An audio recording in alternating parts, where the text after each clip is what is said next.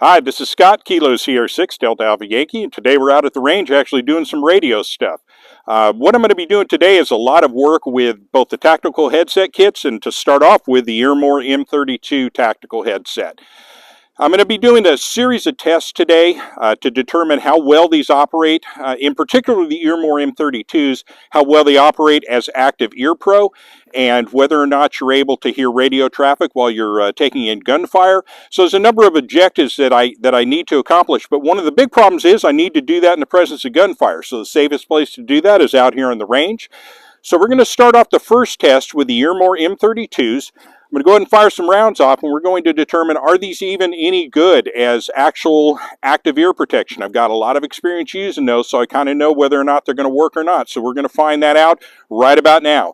So without further ado, let me go ahead and put a few rounds on the steel plate that's right in front of me, and we'll go ahead and determine if these work as active ear pro.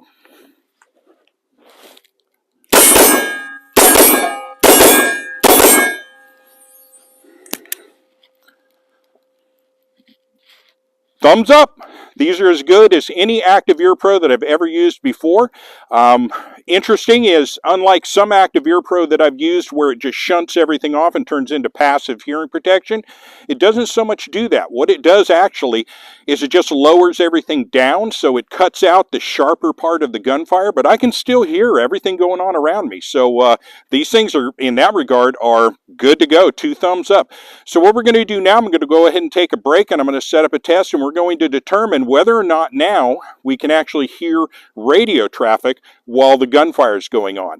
I've heard a couple of comments in the past with the M32s that there's a problem with that, so we're going to determine in the midst of a lot of noise going on if that's going to in any way interfere with the radio traffic that's coming through. So we'll take that break now, and I'll come back with that test right after this. Okay, we're back, and right now what you're hearing audio-wise is actually going through the boom mic here, and it's going into a box that I have just beneath the camera. And what we're going to do for the simulation is I have a radio in a box, and it's got the foam insulation around it to act kind of as a earmuff.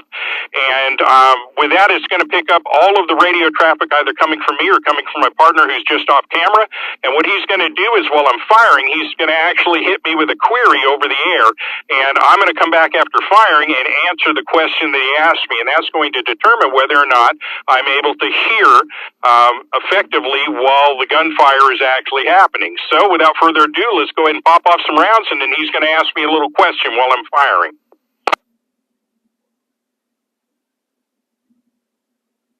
+3.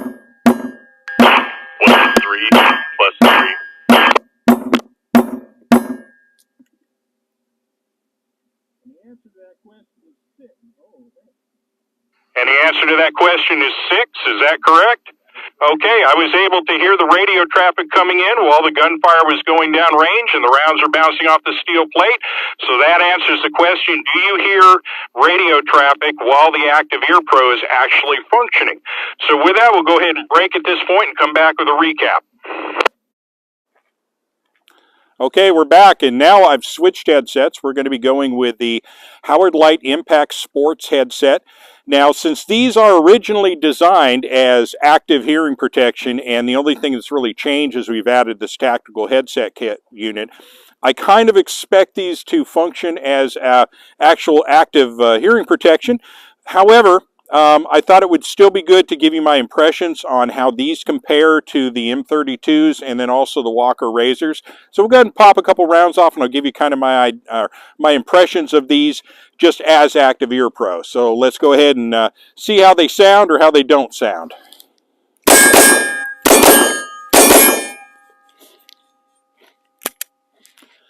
Okay, the experience is about identical to the M32s. In that they are taking the high points off of the gunfire and making it more tolerable to listen to, but at the same time I still had a full sensation of my surroundings. I can still hear things going on around me, so no problems there. But as active hearing protection, they work fine. Now what we're going to see is how these actually work in relation to passing radio traffic while the gunfire is actually occurring, and see whether or not we can actually hear the radio traffic while we're firing. We'll we'll actually replicate the same test that we did with the M32. So we'll take a break at this point and go ahead and get the radios set up and see what kind of radio traffic we can hear while shooting. Okay, we're back. This time, once again, I'm transmitting through the boom mic into the radio that's on the ground just in front of the camera, and we're going to see what kind of radio traffic we can hear while we actually have gunfire occurring. So without further ado, let me go ahead and pop off some rounds, and my partner off camera is going to ask me a question while I'm firing, and then I'm going to answer the question once I'm done. So here we go. +2.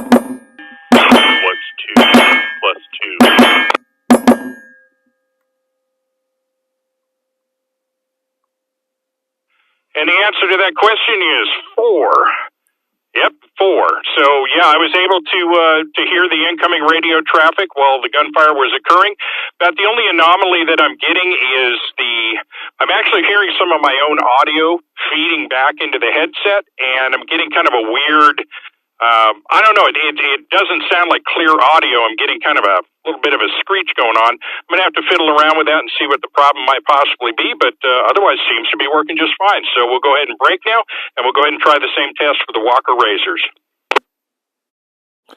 Okay, we're back, and now we're going to test the final of the 3 headset kits, and that's going to be the Walker Razors. Now, I've been using Walker Razors for many years, so I'm very familiar with them, but I thought I'd go ahead and include my impressions in the test with the other 2. So I'm going to go ahead and pop off a couple of rounds and kind of give you my impression of these units. Once again, as in the case with the Howard Lights, these were originally intended as active hearing protection, and the tactical headset kit is just an addition to that. So they work as tactical, or rather they work as active hearing protection just fine. But there are some subtle differences. So let me pop up a couple of rounds and I'll talk about those.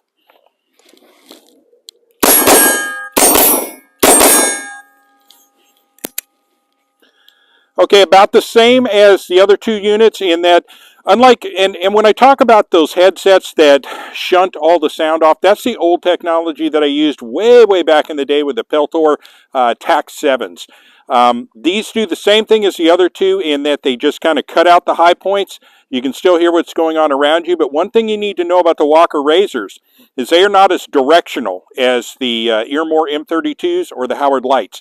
And that is that the sounds are somewhat inexact, whereas the Walker, or rather the Howard Lights and the M32s, you can kind of tell where a sound is coming from. With these, it's a little more deceptive. It's not too bad, but the others definitely have an advantage to that. But as active hearing protection, these things work just fine. So the last test is going to be, we're going to go ahead, just like with the other 2 sets, we'll go ahead and do the radio in the box test, and we'll see how this thing sounds while we're actually shooting, and see once again whether or not we can actually hear radio traffic while gunfire is occurring. So we'll take a break at this point and go ahead and set that test up. Okay, we're back, and we've got the radio in the box down at the foot of the tripod for the camera. Going to pop off some rounds, and as with the other 2 tests, as I'm shooting, my partner off camera is going to ask me a question over the air, and I'm going to solve a very simple math problem, and hopefully we'll be able to hear that just like we did with the other 2. So, without further ado, here we go.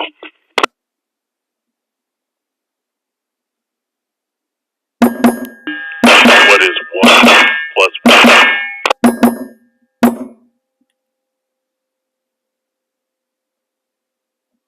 Okay, I believe that is, what is 1 plus 1 equals 2. All right, was able to hear that just fine while the Active Ear Pro was doing its thing. So that tells us that all 3 headsets are going to function in a loud noise environment. They're going to function under gunfire with no problem. So no issues there. So I will be back in just a little bit in a different environment, and I'm going to kind of sum up the whole series of tests we've done and give you some additional impressions of the 3 different headsets, and maybe in the end give you an idea which one is probably the best choice of all 3. So thank you very much, and we'll be back in just a moment.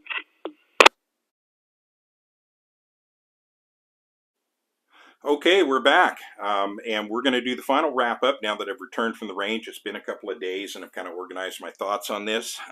But I definitely have some opinions on the best approach to take when it comes to a tactical headset kit. Now, I will say before I get into that, that any one of these three is a perfectly adequate tactical headset kit. But as with anything, some are better than others. And I do have a definite preference or a definite recommendation to somebody who's sort of starting from zero. But I will say to begin with that if you already have a set of Active Ear Pro, you're looking to save some money buying one of these tactical headset kits for either the Walker Razors or the Howard Leight Impact Sports. Not a bad approach. You can get into a tactical headset kit for comms for less than 50 bucks. However, having said that, one issue I want to cover right away is the U94 PTTs that these come with. Now, I reported in the range video on the Howard Leights that I was getting some weird, it wasn't so much feedback, but it was some, and I think I reported in the video, I might have said the word screech. It wasn't screech, it was a loud crackling sound. And I noted that I had the radio turned up pretty high because I was in a range environment. I wanted to be, because these still let noise in. It just controls it to a level, I think it's anything above 82 dB, it cuts off. So you still hear things going on around you, and there's gunfire and a lot of noise going on. You have to have your radio turned up fairly high, and I did. I think I had it almost at max volume.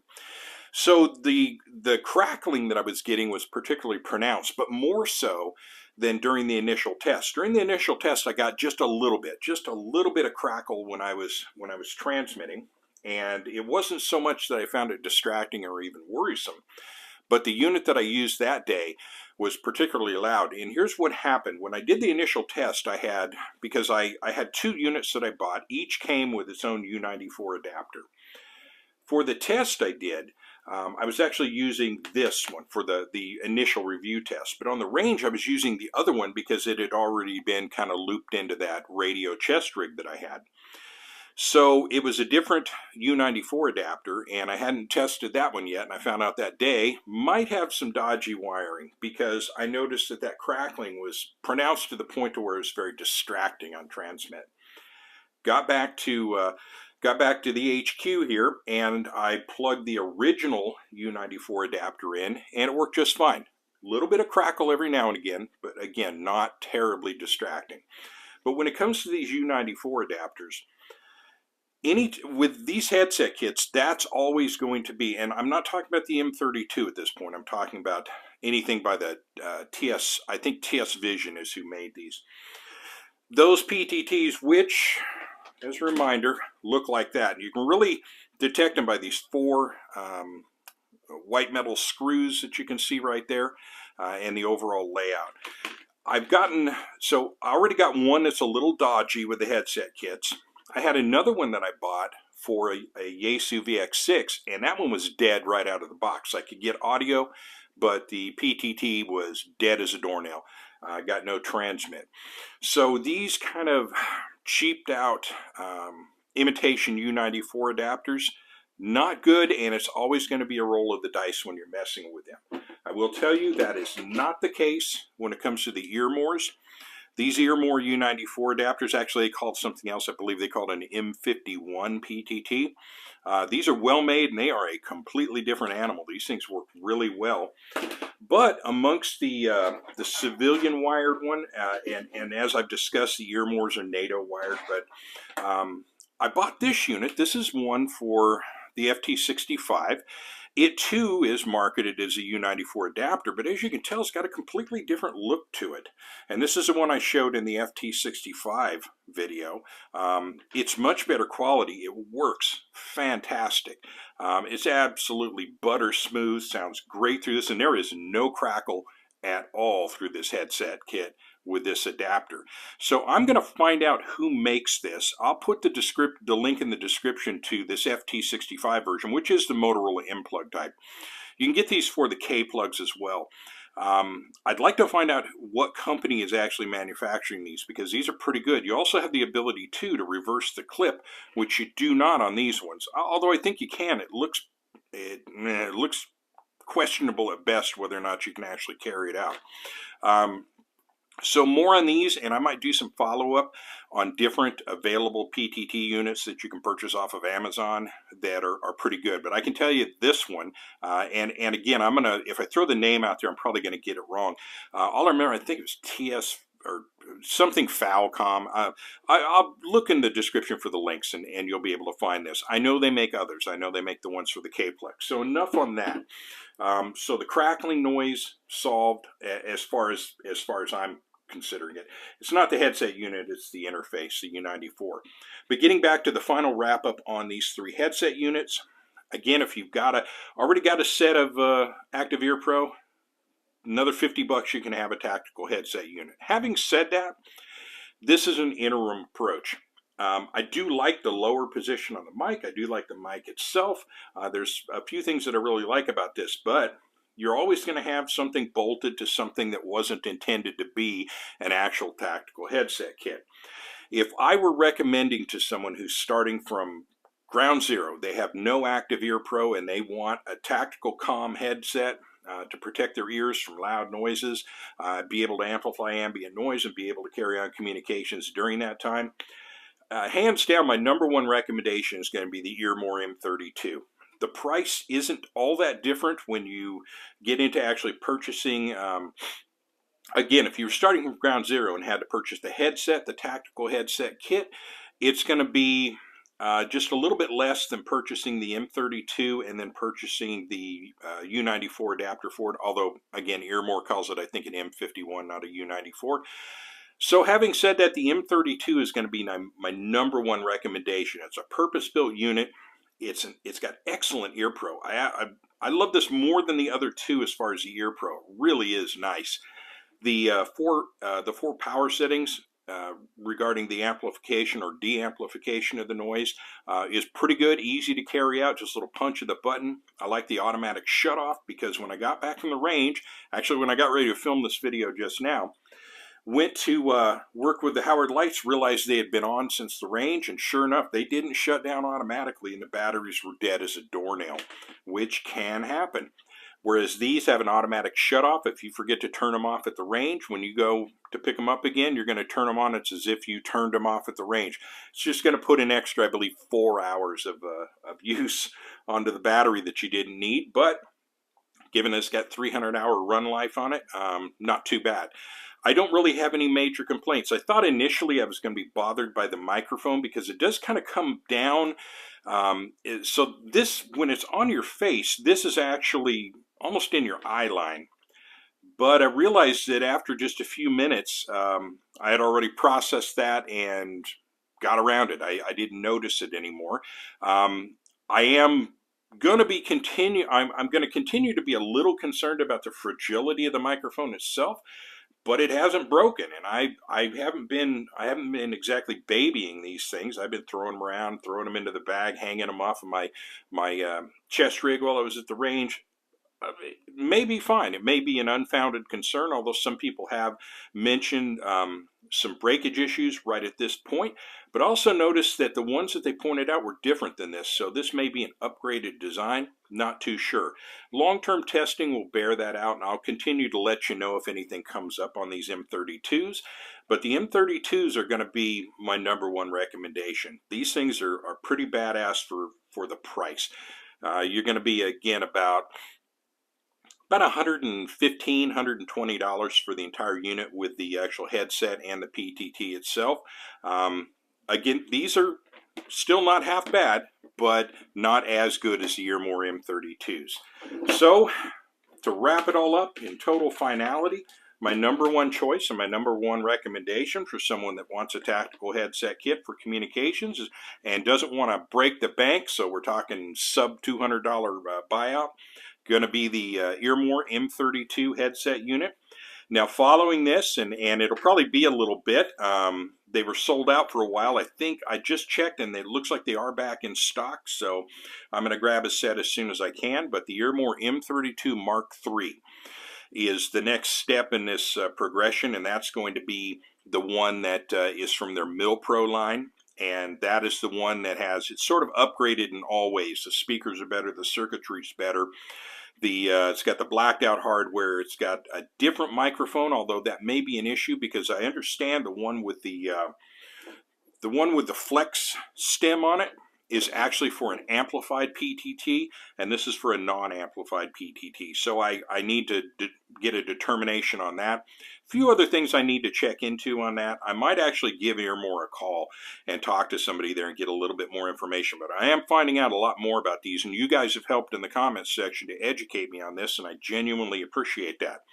But I can say, I can give a pretty good recommendation for the Earmor M32. It is pretty interesting, and like I say, comfortable, good audio, really excellent audio quality. As Ear Pro, it works great. Volume control like that. I like pretty much everything about this. The only thing I don't like is the chrome hardware. If that was black, I might not even see a need to upgrade. Although one big step with the M32 Mark IIIs is the IP67 side of things. That could get interesting. So with that, I'm going to go ahead and wrap it up. We've taken these to the range and determined that they all work okay. So I think we've talked about this enough. Oh, and I might point out, when I was at the range, I also finally took care of that talk pod, A36 Plus. As you can see right there, that's one rounded double-aught buck right through the front of it. Did a video on this. Not hard to watch, only about less than 3 minutes, actually. But, yeah. Finally got the talk pod off my back, and my final expression and my final review and my final opinion on the talk pod A36 is best with a 12-gauge double-aught buck hole through the center of it. Works great now. Works better than it did before. How about that? So, with that, wrap it up. Have a wonderful day. This is Scott, Kilo Sierra 6, Delta Alpha Yankee from Visalia, California. Have a wonderful day.